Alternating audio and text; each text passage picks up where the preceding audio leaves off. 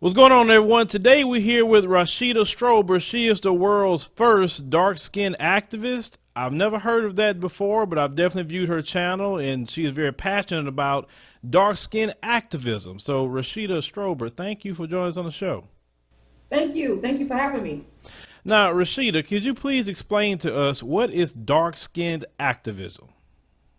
Dark skinned activism is a concept that I gave birth to in 1998 because I myself am obsessed with dark skin. And the obsession came as a result of me going through what I call dark skin mental abuse, going through that as a child. And what that just basically means is I underwent a lot of dark skin discrimination in my family and in the larger society. So as a result, I started looking for people at this time, like in the late 90s, who were talking about specifically about dark skin. And I joined different Black empowerment political movements, and was subconsciously looking for these people to talk about it. I looked to popular musicians to speak about it, and no one was talking about it. No one was, but it was always like the big elephant in the room that no one would talk about, and that I was constantly experiencing myself. And so one day I got the opportunity. There was when I was an undergraduate student at St. Petersburg College. I got the opportunity during African American History Month. There was a oratorical contest going on, a speech contest, lecture, whatever you want to call it. There was a prize associated with it. It was between $200 to $250. And I had a background in oratory and in the performing arts. So I said, you know what? Here's my opportunity. I'm going to speak about it, because a couple of weeks prior to that, I had saw a magazine with Alec Weck on the cover. That I don't know if y'all know who that is, but this was like in 1997. She was on the 97 cover of the Cosmopolitan magazine. I still have the cover. I saw her on the cover and I was like, wow, I could not believe it, because she was like super dark skinned and she had on all white. And I was like, wow, I couldn't believe that this dark skinned woman was on the cover of this mainstream magazine. And so I bought the magazine. I was a poor college student, but I didn't care. I bought that magazine, spent my last money on it. I still have it to this day. So I was like, I'm going to talk about this, because what I noticed at the time, and we didn't have the search engines. They weren't up to par in 98 like they are now, like with Google and all this kind of stuff. But I remember when I was at St. Pete College doing my research, I ran into some things online and some other places where Black people were saying all this negative stuff about Alec Webb, that she was ugly, that she was manly looking, and she was not the definition of Black female beauty. And I remember thinking to myself, oh my God, these are some of the same things that I have been experiencing, being called ugly. Everything associated with ugly was always associated with my darkness. It was always, the black and ugly jokes, the monkey mouth, all these different things associated with darkness. And I saw this affinity, and I was like, no one is talking about this. And it was so frustrating to me. So I'm writing a book right now called Inventing Dark Skinned Activism. And I speak about this in the book, that I was looking for a dark skinned savior, if you will. And there was no one there. So I decided I'm going to talk about this. I'm going to speak on this. And I don't care if people disagree with me. I'm going to voice my opinion on this. So I started devising the speech, and I still have a couple of the manila cue cards that it was written on at the time. And I just started writing, and I had a beautiful dark-skinned seventh grade teacher who she got me into public speaking, and she would always tell me, practice, practice, practice. So I was up all night just writing and practicing and just preparing to give this speech. And I gave the speech, and I remember there was a dark-skinned Indian young lady who was also a part of the contest. And lo and behold, I gave the speech, and I won. And my aunt was there, and my son, he was born in 98, and I believe he was somewhere around like maybe 6 months or something like that, and I won, and I was so happy. We went to go pick up the check from the bookstore, and I took my aunt out to eat, and it was just completely awesome. But what I didn't like is I got a lot of negative feedback I would never forget from, and I have to say this because I have to speak the truth, y'all, from the Black men in the audience. They were just giving me like nasty looks and like, what is she talking about? And it was like, oh my, but I had to finally speak about this in terms of what I was experiencing as a dark skinned woman my entire life. And then to see it happen to other dark skinned people and then to not see anyone speaking up on it, I had to talk about it. And that was the birth of dark skinned activism back in 1998. All right, you had said something about the black men. I want to definitely, I'm gonna touch on that, but I want to go back to something you said about your childhood. What is the earliest thing you remember someone saying to you that made you realize you are dark skinned and something is wrong? It was actually, and you know, I hate to say this, I really do, because I kind of feel bad about speaking about my family members, but my siblings. I'm the only girl in a bunch of five boys, and I have this one brother. I'm not gonna say his name, but he did make disparaging comments about how I looked, you know, in terms of my dark skin and the beauty that I did not possess as a result. You know, so I heard things like, "You got to get pretty," or "You need to make sure you know." My mom used to straighten my hair when I was a kid, so you need to make sure that you get your hair straight because that'll help you look better. Or they didn't want to be necessarily seen with me because I wasn't good looking enough. And yes, I know this might sound outrageous to some, but it could be the experience of others as well. This was going on in my own family circle. And then it was in the church, it was in schools. The earliest memory was in the fifth grade. There was this very popular black boy, and there was a young lady that was, I believe she was mixed race. And he would basically let us know, all the dark girls, and I was the darkest one in the class, that I don't want you. She's the prettiest one. He would let us know this in all types of ways. And I saw this and I started to, you know, feel this and internalize the fact that I was not pretty enough. And somehow it had something to do, it was always associated with the skin tone. It was always, if a negative comment was made towards me, it was always black and ugly thrown in there. Crusty, that was another word I heard used a lot. Crispy, spot, monkey mouth. So these were things that I heard at home, and these were things that I heard at school. So you felt really rejected. Oh, absolutely. So you mentioned your mother. You say she didn't want to be seen with you. What was your father? Well, I was speaking about my brother. Well, one brother who had this. Mm-hmm. It was one of my brothers, but my father, interestingly enough, he was the opposite of what I was experiencing in terms of dark skin mental abuse. He was a Muslim, in the Nation of Islam, Mm-hmm. and he used to always tell me how beautiful and black I was, and he would tell me this over and over again. And I didn't live with him because my mom and dad, they split when I was around like 3 years old. So I lived with my mom, but occasionally I would get a chance to visit my father, and he was very dark skinned, and he would always tell me how beautiful I was. And now I understand rather why he told me that, because he knew that me being a dark skinned young lady, he knew what it is that I was going to face. So I actually did have a very good father who did try to instill within me that I was beautiful. But unfortunately, I wasn't around him enough because when I was conceived, my mom was 23 and my dad was 53. So Oh. he was, you know, the age difference obviously Mm-hmm. was there, and then they split. So Colorism. I know it's a big issue within our community. Now, in your dark skin activism, do you talk about the history of colorism, where it originally comes from? right, and let me just preface the answer to that question with saying that I don't deal with colorism. What I've done is created a brand new paradigm, and I've gotten a lot of resistance because that's what happens when a paradigm shifts. Colorism is nothing new. Colorism has been around for the longest.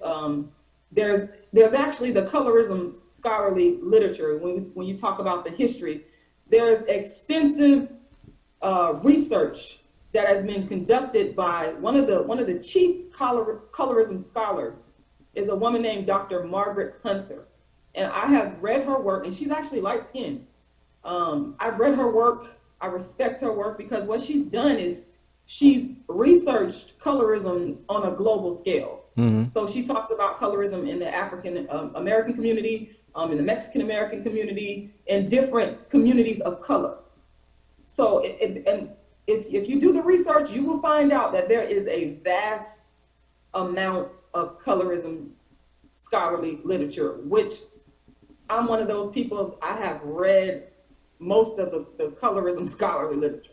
So the problem that I saw in talking about colorism, and what I've always wanted to focus on, which people kept trying to deter me from focusing on, is the issue specifically of dark skin discrimination. And so what I did, I left the colorism part alone, and I call it darkism. Darkism. Darkism is a book that I actually wrote. It's called Darkism, 25 Ways Dark-Skinned People Are Discriminated Against. And darkism talks about the history of darkism is something that it's a new development. So it's something that is going to be studied in academics. You know, it's going to be studied later on down the line. It actually is being studied right now. So when we go back and we look at the history of dark skin discrimination, we don't see people focusing and honing in on dark skin discrimination. So you talk about the history. There's a man named Wallace Thurman, and Wallace Thurman was way before his time. Like, he wrote a book called The Blacker the Berry. And I know people have heard that term, that phrase over and over, the blacker the berry. They've heard people like Tupac mention it. But I want people to know we're talking about the history of dark skin discrimination. Read The Blacker the Berry. This book was written in 1929. 1929. And the protagonist in the book, her name is Emma Lou. And this is in 1929. This woman, when I read this book, I was like, I just was like, I couldn't believe it. This woman's life revolved around dark skin discrimination, or what I call darkism. From her family, she experienced it. In the book, her mom, and I'm paraphrasing what her mom said. She said something to the effect that Emma Lou's crime was being born dark skinned and female. It's in the book. Go read the book. And when I read that, I was like, I had to just like sit for a moment and just like take that in. You see, Emma Lou, she experienced darkism through employment, through education. She was shunned by her own Black sisters because she was too dark. She experienced it in dating. She experienced it when she moved to New York City. Please read that book, because I'm telling you right now, in my mind, when we talk about the history of darkism, we got to go back and pay homage to Wallace Thurman, because this man was way ahead of his time. When I talk about him, it's like, oh my God, I get emotional because he was so ahead of his time. His whole book was about darkism. And then you move up and you talk about people like, and I have to say her name, I gotta give, because I'm from the academic world, folks. I have just to give you a framework of how I work. I have a master's degree in political science. And as an educated person, you research the researchers and then research the researchers again. So you pay homage to those that came before you. So Cola Booth is another person. She's actually the first person to ever speak exclusively on dark-skinned female beauty discrimination. And let me tell you, I've been studying this since 1998. I have looked for all the information that you could ever think about on dark skin discrimination to see who's speaking on this. And Cola Booth, and of course, going back to Wallace Thurman the Great, that's what he is. Those two people, they have laid down the foundation in terms of a framework to discuss what I now call darkism. I hope I answered your question. Well, you know, that's reframe it a different way. What I was trying to get at is, yes, everything you're talking about is a legitimate issue. It is. I can't separate that. I've been called names being a dark skinned black man. Okay, get it. But what I'm saying is, as I, start researching, I start looking at more where the originator who created the conditions for someone to be discriminated against because they're dark or having differences between dark and light. We have to go back all the way back to the transatlantic slave trade and when we got here, because we didn't have no dark discrimination or light this. Slave master created the division on the plantation with our people, having the dark people out in the field and his children that he made mulattoes, or he raped black women inside the plantation household. Started the division. And you have to think also, Rashida, when you're talking about the black men as well, you have to understand we have been conditioned to hate black, period. Dark. Shoot, you could be light skinned and people still hate you too. At the end of the day. So what I'm saying is, in the midst of the darkism, which is a legitimate issue, what you're talking about, what I'm saying is, how can we fix the whole issue of colorism within our community? Because we shouldn't be hating each other based on skin tone when we all, at the end of the day, it's the same. Right. I totally agree with what you're saying. In terms of the historical foundation of darkism, it comes out of slavery. It comes out of European expansion and imperialism and greed and capitalism that happened as a result in America. And that's where darkism comes out of. You are absolutely right. When we talk about what is the solution to the problem of darkism, dark-skinned activism is about equality. And one of the things that comes out of darkism, and this is really what I'm about. This is really at the heart of dark-skinned activism, as well as bringing the black man back to the dark-skinned woman. I have to say that in balanced numbers. That's a goal as well. But one of the chief goals is economic equality. Because see, when a person is dark-skinned, and this is, of course, has been proven over and over in the research, when a person is dark-skinned, their life chances in terms of economic, social, and political equality, it can be limited. You have to fight a little bit, you gotta work a little bit harder. And so the area where darkism, it really, really hits home to me is in economics. And so in my book, I talk about this concept, or this word that I coined. It's called systemic economic darkism. And what that basically means is you are discriminated against because you're dark and subsequently shut out of different economic opportunities. So for example, in the modeling industry, that's the first example that just came to my mind. A lot of dark-skinned models, some of them have came to me and told me this. They have not been able to get jobs because of dark skin discrimination, darkism. So that means if they can't get the job, then that directly impacts their economic development. I myself, I remember when I was trying to get into the University of South Florida as a graduate student, I experienced darkism. I had all the qualifications that they provided on paper that you're supposed to have. Yet when I applied for the program, I was turned down. And then when I started to investigate, I could clearly see that there was instances of darkism taking place. Other examples in everyday life, when you're trying to get things done, I've experienced this going into banks, for example, or going to just basic customer service. When you're trying to handle your business, I've experienced darkism, where people treat you differently, or they might not give you the same advice, or they might not give you the same information, and darkism has something to do with it. I've seen people on jobs. I worked as a recruiter in hiring. I've seen darkism firsthand and fought against it, actively fought against it. I've seen dark-skinned people discriminated against. I'm talking about dark-skinned people who had more qualifications than a non-dark-skinned person. I've seen the non-dark-skinned person rise above or get the job above the dark skin. I've seen these things with my own eyes. And so what I realized is that darkism drastically impacts economics, a person's personal economic development. Yes, being dark skinned can impact your economic development. And so what am I calling for? I'm calling for equality.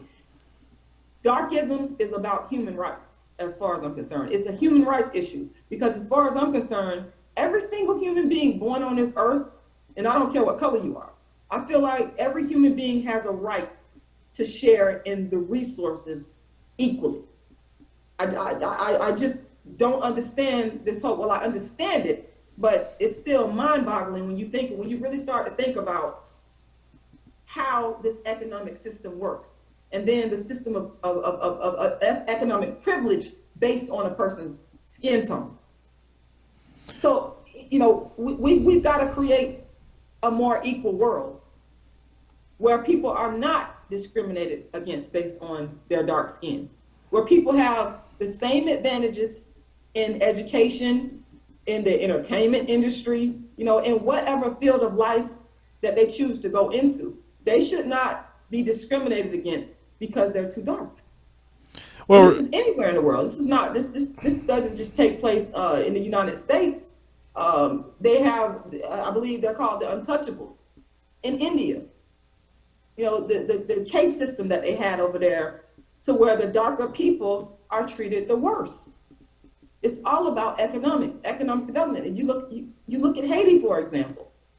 I've always been very upset when the dark skin, and I have to say it, the dark skinned Haitians, it's been so many cases where they've been turned around and lighter skinned Cubans have been let in. Or if you look at the criminal justice system, there was a study done by the Villanova University where they proved that darker skinned women get longer prison sentences than their non-dark skinned peers. Or if you look at the situation in the schools, where there was a New York Times study that proved that, which this is something that I already knew working in the school system, that dark-skinned girls get more punishment than non-dark-skinned girls. So the evidence is there. So what we have to do is we have to create equality. I'm not sure if you're familiar with Dr. Neely Fuller, but I respect his work. And he talks about the concept of replacing an unjust system with a system of justice. And I love that. I absolutely love that, because that's the answer. That's what we have to do. We have to create a situation where there's equality. Well, Rashida, you said a whole lot of things that I need to take time to go through. You was talking about the bank. You was talking about just different instances with your school. What was the reason in the school they gave you why you was rejected?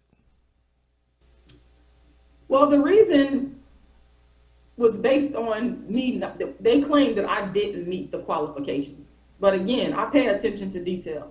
Okay, when I looked at the qualifications, I did meet the qualifications. And so I had to go in and say, look, these are the qualifications. I have these qualifications. I should be led in this program. And subsequently, when they went back and looked and saw that I met the qualifications, after I had to go in myself and personally, make my case, I was led into the program. Okay, so once you made your case and you was led into the program, why did you equate the rejection being to dark skinned? Because if you was truly dark skinned, even with your research, they'd be like, no, you're still not getting here because I want them dark skinned people in here. Right. Well, the reason I equated darkism, and this is one of the things that I want to say, that's a fair question. One thing about darkism and racism is very hard to prove. It's very hard to prove because it's so subliminal, and you might know that you're going through this, but it's like, how do you show evidence and how do you show proof? And that's the reason why a lot of civil rights discrimination cases, they lose in court, even though the person, probably were discriminated against. They lose in court because it's very, very, very difficult to prove. But when I got into the program, I was the only black female in the program, in the graduate program, for probably around 2 years. I was the only black female in that program. And then about 2 years down the line, there was another black woman that was let into the program. She was very, very, very, very fair skinned. And when I was in graduate school, I didn't talk much. I was there to work. I knew what I needed to do. I wanted to get my degree, and that's what I was there for. But I listened a lot to what people said. And I would sit and listen to the non-dark skinned women, and they would talk about the ease at which they were able to enter the program. They would talk about the ease at which they were able to obtain a major advisor, which your inability to obtain a major advisor can get you thrown out of any graduate program, because you have to get someone to be on your advisement team in order for you to obtain your degree. And I had a very hard time with that as well. But these women would talk freely, very freely, about the ease at which they were able to get into the program and all the benefits that they were able to obtain. I never said anything. I just sat and listened. Okay. And again, okay. Now, I believe that some things you're dealing with, at least from what I'm hearing, maybe it could have been some racism. And when a person has some racism, they don't care your dark or light. They don't like you. If you ain't them.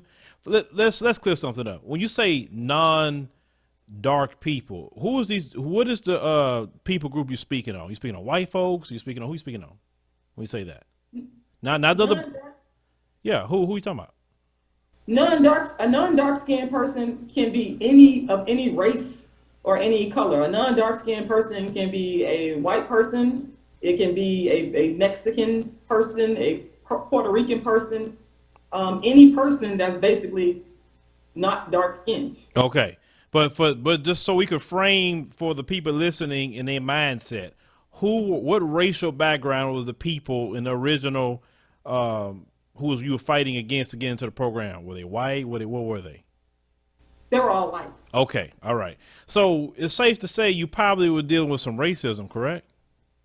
Racism and darkism, but yes, with racism, they don't give you dark or light. Okay, now, what if you change some racist person's mind? I've even heard this happen. They say, I used to think black people were a certain way until I met you. And have you noticed that maybe you was the one that opened up the door for those other black girls to come in? Absolutely. And that's what innovators have to do. That's what the civil rights movement was all about. That's what, people like Harriet Tubman and Nat Turner, those people, even John Brown, they opened up the door. Some of them had to kick the door down, but they opened up the door and made it better for other people that came after them. And I'm glad you asked that question, because I stormed into the office of the political science department, the graduate studies department. I remember storming. I was so upset. I could not believe that these people would not let me into this program after I worked so hard to prove myself and I met all the qualifications. And I stormed in there, and I remember there was a short, very nice, kind, dark-skinned woman, and she just walked up to me. I'm raging like this, and she walks up to me like this. And it immediately calmed me down, and she just talked to me in a very still, quiet voice, and she told me, okay, this is what you need to do, and I'm, moved from there, because she saw what was going on, and she said, you know what, something in her heart made her want to reach out and help me. So she helped pave the way for me to understand what I needed to do to get into that program. And then what I went through, of course, paved the way, I'm pretty sure, for others to be led into the program. So absolutely. Okay. So let's talk about, so we established there probably was some racism, not that just you were dark. But dark is part of racism. Fine. Okay. Let's talk about the bank. You say that you went to the bank and you felt you was being discriminated against based on you being dark skinned. What did they tell you? Well, standing in line, again, I'm a very observant person. When Okay. you stand in line and you watch people that are non-dark, and I've seen this, that are non-dark, get a hello, how you doing? How's your day going? Hi, oh, that's awesome. And then when I, as a dark-skinned person, walk up with hello, no attitude, no, Mm-hmm. no, nothing mean, or I'm not having my face balled up or anything like that. Okay. I get silence and the person halfway wanting to deal with me and not really wanting this. And by the way, darkism can be inflicted by any person, not just this isn't just with white people, it's with black people as well. So I've experienced this form of darkism I wouldn't say it's a black bank, but at a bank where mostly black people worked. So I mean, it goes both ways. So Okay. yes, the customer service and the way that I was treated as a dark skinned person, as opposed to the way that I saw non-dark skinned people treated. Okay. Once again, we have to paint this picture for the audience. Did you see any black people that was lighter than you going in and they was like, "Hey, how you doing? And you having a great day?" And they saw you like, "Oh hell." I mean, did that happen or what? Well, that actually did happen, but it wasn't at the bank. This was actually at a pack and ship store. That exact same scenario happened. And what Yes. did you do? I just stood there. I was Why? watching observe. Why? I just watched observe because I was just observing just to see if what I was experiencing, if I was really experiencing what I thought I was experiencing. So let me explain to you what happened. Okay. So one day I walked into a pack and ship that was owned by two darker skinned Indians. I walked in the store, there was somebody already in line ahead of me that they was taking care of. So I stood there and waited in line. A few minutes later, a light-skinned black woman walked in, and immediately both dark-skinned people, hi, how are you? How you doing? They let her walk right in front of me. They ignored me, didn't say one word, and I didn't say anything. I just stood there and watched. And then she just walked right on in front of me, and they started taking care of her, helping her with whatever she needed. And then so I just stood there for a while, just to take in if this was really happening or am I going crazy here? But I realized, yes, this was happening. I'm standing here in line. I know these people saw me because I'm pretty tall. I'm 5'10", I'm dark skinned. I mean, you can't miss me.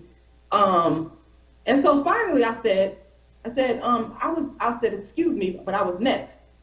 And they looked at me, the light-skinned black woman looked at me and she's like, oh, I'm sorry. And then the Indians, they kind of looked at me like, they had this look on their face of kind of like shock.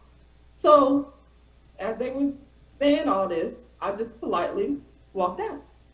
And then what I did later on, I wrote them a letter and I pretty much told them about their darkism. I let them know in a nice way, hey, this is what you're doing and this is what you need to do to correct it. So yes, it has happened with a light-skinned black person being given better customer service versus a dark-skinned black person like me. Yes. Well, like I said, I know some people. You said it was Indians though, like Indians. That's what you're talking about. Yes. Yeah, we also know, like you alluded to earlier, about their racial caste system. So that kind of go in line with their caste system. If basically, what you're saying about the lighter is appreciated a lot more within their own country, right? Right. Oh, Right. okay. So you talked about the Haitians and the Cubans. That's 100% racism because they let the white Cubans in. They don't let the black Cubans in because they got dark-skinned black Cubans over there as well. Right. So that's 100% correct. But what I'm saying is that, listen, I'm asking you and I'm pinpointing certain things you're saying because some things you're saying I feel is just racism, and then some Right. things is what someone want to call maybe a color struck or whatever. So let's get to the black men about your speech. Did you told me about they looked at you ugly, or did you say they said anything disparaging toward you? Well, they would, how people mumble under their breath. They look at you like they talking, they mumbling. And that's pretty much what they were doing. I just happened to just notice people as I was walking around in the crowd after the speech contest was over, and I could hear little mumbling and the funny looks. You know when people don't agree with you and when they're treating you a certain kind of way, you know it, you feel it, it's there. So Okay. So do you feel images are powerful? absolutely. Do you believe there's a anti-black propaganda out there in the media in all forms? Absolutely. Okay. Now I say this for a reason. I'm saying that because ever since we are children, you and me, who was always put in our face as the standard of beauty? Of course, the majority population, and that would be people of European descent. Okay. So we are inundated day in and day out seeing a white woman in our face or a white man. You turn on any channel, you don't see dark skinned people like me or dark skinned people like you on the commercials constantly, unless you go to BET, which was the only black channel they had back at least when I was a child. I mean, I don't know your age range, but it was just BET. So all the time when you go to school, the majority of your teachers were what? White. And probably white women, right? Right. Okay. So you have the image of beauty as the white woman presented to this little black boy constantly in the system of white supremacy. You have a white teacher in his face the majority of the hours of the day, more so than his mother. And then we have a colorism issue that comes all the way back from slavery. And yes, you're right, Rashida. We perpetuate colorism every day. We are I admit, we can be the most horrible people to our own people with colorism. But we have to understand at the end of the day, a lot of us hate ourselves. Right. So what do you suggest that we do to love ourselves? Once we love ourselves, it won't be no such thing as darkism anymore. Right.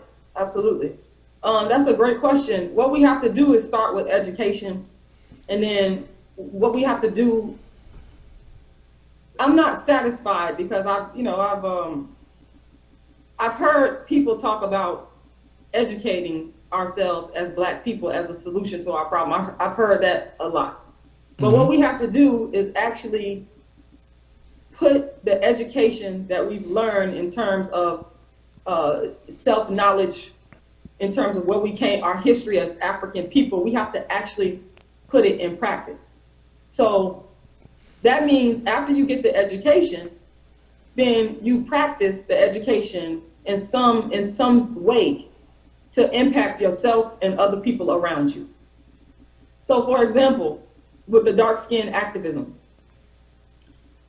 what I'm doing is I'm living every day the education that I have learned in terms of knowledge of self.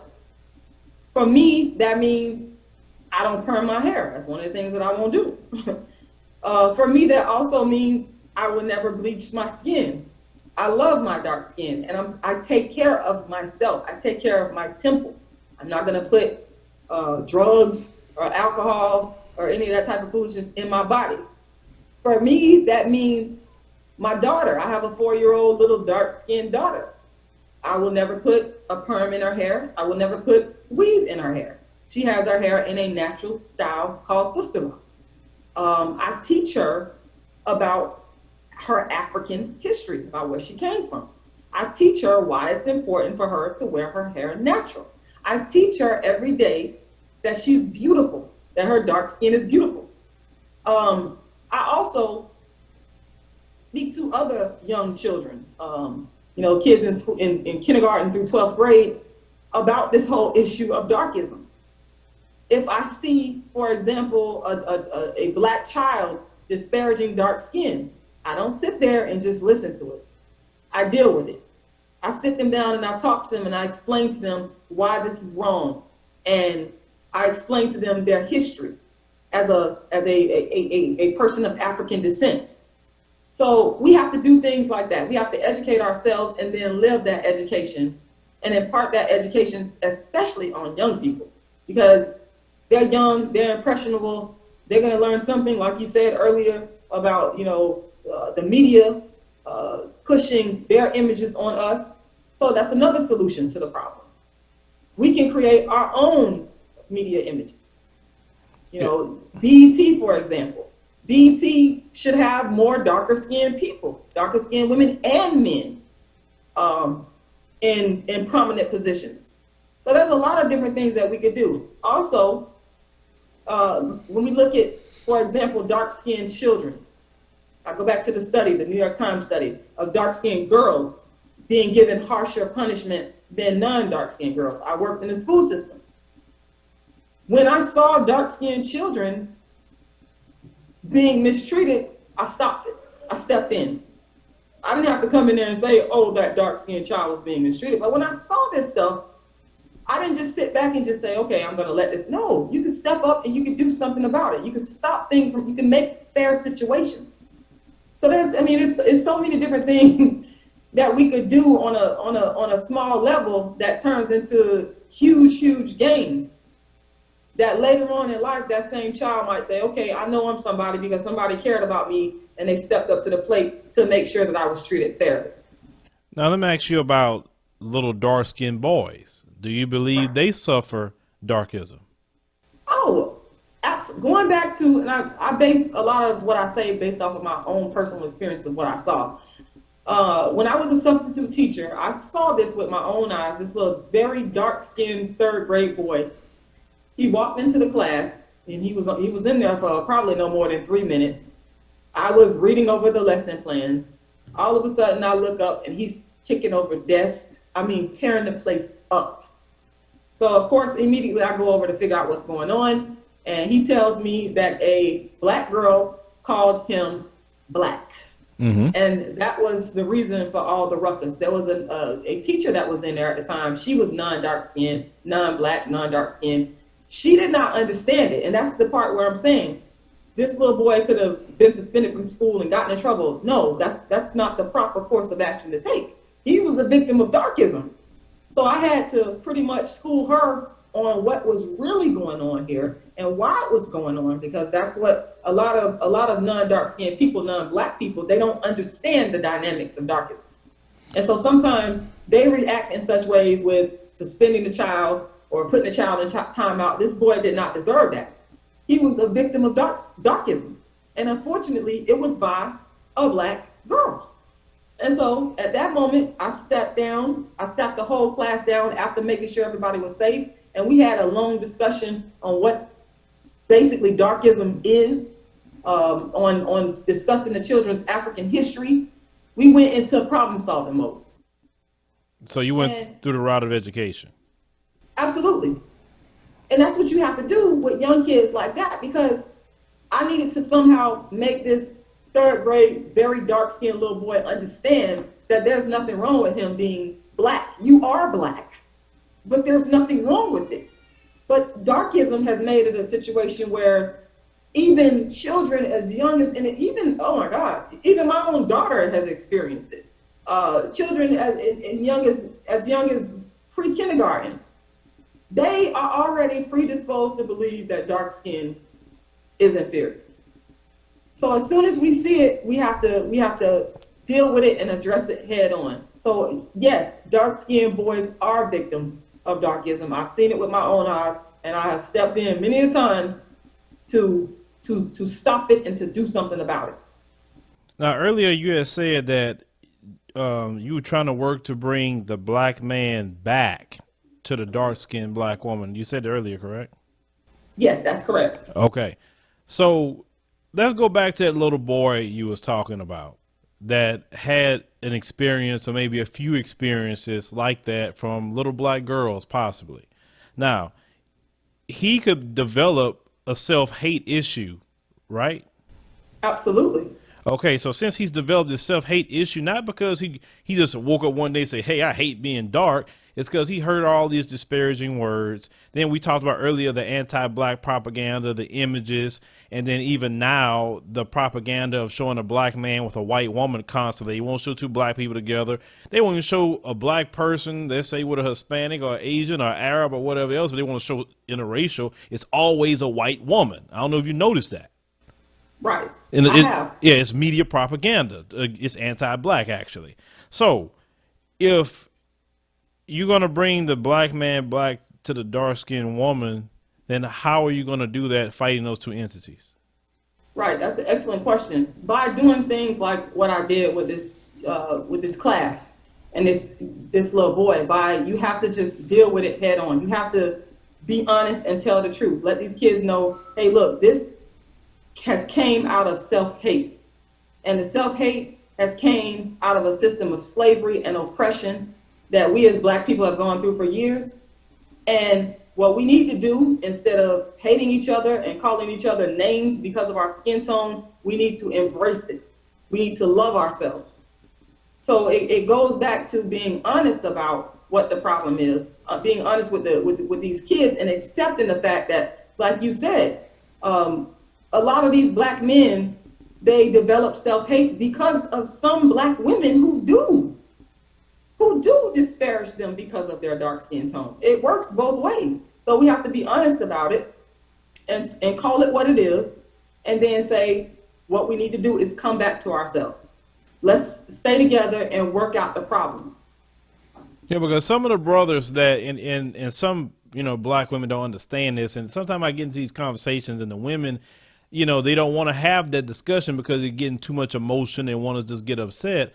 But I can tell that some of these guys who are dating different races of women, if you talk to them long enough, you'll find out one or two things. Either they had an issue in the past, or they're having a mother issue where the mom possibly had disparaged them. And then so they just internalize that and just don't want to deal with anything that's black. Right. And sometimes I think instead of attacking the guys, talk to them and find out what got them that way. Like, it's like in the black community, we don't want to talk to each other to find out why are we certain ways. We just want to pounce. Why is that? Because it's easier. It's the hard thing to do is to deal with the issue head on. To look our issues, our self-hate, in the face, honestly, and say, how did we get to this point? Because when you start talking about, you talk about being emotional, when you start talking about how we got to the point of self-hate, it's a human thing. You can't avoid the emotion that's in it. So, that's not something that we're going to be able to get rid of. So my thing is, I think we have to deal with it honestly and deal with all the parts that come along with it. Running away is not solving the problem. We have to learn how to work through it, do whatever it takes to work through the problem and accept it. Say out loud, yeah, I was called ugly by a black woman, or I was cheated on by a black woman. I've heard black men have told me this. I don't argue with them. I can't, because that is their experience. I can't disparage their personal experience. That makes no sense. All I can do is say, okay, and accept it and say, okay, how do we move forward now? Can there be some sort of reconciliation? Yes. And that's what I'm working towards, reconciliation. Yes, and we've been doing different interviews with people from African nations and stuff like that, just exposing even like I said, the audience and even some of the brothers say, hey, most of the women that we've interviewed has been dark skinned, right? So you see these brothers making nice comments about the ladies. So there's brothers that like dark skinned women and probably even want African women. There's plenty of them out there, and so I think it's an issue, and yes, it's bad. But I think it's not as bad at times. But if you let the media shine a light on it, Rashida, they'll make it worse than what it is. I beg to differ.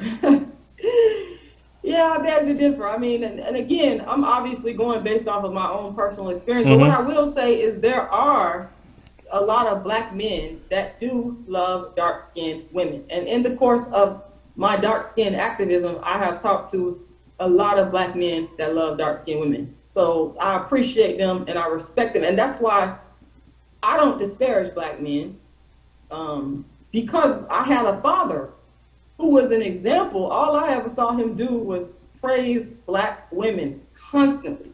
So I have a good view and a good opinion of black men because I've had that foundation growing up. So Well, I definitely get, when you come from your experience, because I can say certain experiences I have, and I've learned with life not to try to say, oh yeah, this is a legitimate. Well, I'm not gonna say legitimate. This is a big issue because it's happened to me constantly. But from what I know about brothers, they just want a nice looking woman, and if she's dark skinned, it doesn't matter. I have not seen a dark skinned sister that look good never have a man. I haven't. Right. I understand. One of the things that we also have to consider as well is we have to consider the global impact of darkism. So, for example, when we look in terms of the relationship between the black man and the dark-skinned woman. So when we look at, for example, Africa, a lot of African people will tell you that the women, there's a big problem of bleaching in Africa and Oh also in a yes. lot of areas in the Caribbean. They will tell you that the main reason why the women are bleaching is because they want to attract a husband. So, I mean, the thing is, if in fact you have black men worldwide that love dark-skinned women, which we know, I truly believe that they should start making it known more, because I think at the end of the day, because I respect black men so much and I love black men so much, I truly believe that when it comes down to relationships and darkism, I believe that it is the black man that can solve the problem. Like it's not even me as a black woman, it's the black men. They hold the solution. So So you know, so you say that, and I've heard that before, that, well, black men that say they love black women or dark women, then they need to proclaim this a lot more. But I don't really see other groups doing that. Like say, oh, I love these white women. White men, actually, white men started a movement against they women called Men Going Their Own Way. I mean, so they can't stand white women a lot of the times themselves. So why is it that you feel the black man must make a proper proclamation on a constant daily basis? Do you feel the spirit of black women is that broken where they constantly have to do that? absolutely. I mean, well, if you look at the history of white women, and white women don't need to have the same level of praise and therapy because they've already been placed on a pedestal. I mean, white people they've done a great job of doing that since the days of slavery, since we came over to the country, and you have a diversity of people. You had Africans, Indians, and Europeans. So historically, they propelled white women as pure and as beautiful, and they have that status, so they don't have to work to have the status. They're already on top. It is the dark. There's a darkism caste system, if you will. Dark-skinned women are on the bottom. If you look at the hierarchy of women and beauty, white women are already on the top, and then you go down the ladder, you see mixed race people or people with lighter skin. They could be of different ethnicities and whatnot, but if you go down and down and down, when it comes to beauty, dark women are on the bottom, and we always get the spoils last. So there does need to me, I think there does need to be a concerted effort among, and I say this respectfully again because I love black men. I'm not here to bash black men. I love them, so I want their praise. And a lot of black women love black men, and they want the praise and admiration. Is a natural thing of the black man, and so we as dark skinned women, we needed a little bit more. Well, from what I've been seeing, and a lot of brothers been telling me, a lot of them have kind of been looking back toward the black woman more and more as they see this racism and white supremacy, and they seeing that, wait a minute, I can't give her a pass either because she participating in white supremacy with her man too, and not saying that we go through stuff. So I'm seeing a lot of brothers, really looking, at sisters and talking about them. And really, if you look at the numbers, what the majority of black people marry each other. I mean, that's just facts. But like I said, it goes back to anti-black propaganda, constantly putting up a black guy with a white woman in your face constantly, using those images all the time. It makes you think it's much bigger than what it is. That's why I like to base things off of, the facts and what they are. But, I feel what you're talking about Africa. Like I said, I just had a Cameroonian sister on the other day. The bleaching is horrible, but they also suffering at the hands of global white supremacy as well, and they deal with self-hate due to white supremacy. Right. So your dark-skinned activism could probably help a lot of African nations as well. There's plenty of opportunity for you. Absolutely, it's a global thing. Yes, and that's what I'm always working towards, expansion. And thanks to the internet, I've been able to connect with people from all around the world on this issue of darkism and how we can solve it. So yes, absolutely. I mean, I would like to see the skin lightening industry, which is $1 billion industry. I want to see the industry gotten rid of completely, because it's predicated on self-hate, darkism, racism. It's predicated on those things. So I would like to see it just completely gotten rid of, personally. Well, you see more and more people talking about melanin and loving melanin. And just like you had at one point in time, everyone wearing a lot of perms. Perms lost a lot of business because of the natural hair movement, and which is great. So if we promote loving melanin and want to get all the melanin you can, then maybe that can go away too, because that comes from self-hate. And we got to promote, that to love ourselves, whether we dark, light, in between. We got to love ourselves and not hate each other. Because in this system of white supremacy, whether you're dark, light, in between, they want to put us at the bottom and they want the white folks at the top. That's just bottom line. And then, of course, you break that down to colorism, then I get that point of it too. But even if you're light skinned, you still are into them just as much as you are dark. And look at Barack Obama. He wasn't dark at all. And look all the names that he was called. And he had a white mother. So, and look how they talked about Michelle, and I mean, these people are horrible, these white supremacists. So we have a lot of issues to deal with, Rashida. But, with that said, Rashida, can you let everyone know any upcoming events you may be having before we wrap up? Absolutely. I'm on tour. It's called the Dark Skinned Activist Tour, and it's featuring a dark-skinned woman's revenge, which is a play that I wrote in 2006. That's actually the sequel to a play I wrote called A Dark-Skinned Girl's Triumph, the Rashida Strober story. So I'm on tour with the Dark Skinned Activist Tour, and it also consists of a book signing. I'm the author of 4 books: Darkism, 25 Ways Dark-Skinned People Are Discriminated Against, How to Be the Hottest Dark-Skinned Chick on the Planet, and also A Dark-Skinned Woman's Revenge is the book version of the play. So, people can come out to that in Tucson, Arizona. That's the first stop for 2017. That's going to be March 18th in Tucson, Arizona. So you can go to my website, RashidaStrober.com, aka the darkskinnedactivist.com, and all the information is there in regards to, if you're in that area, you come out and see the show. It's a phenomenal show. So it opens up the dialogue about darkism, and I'm really excited about it.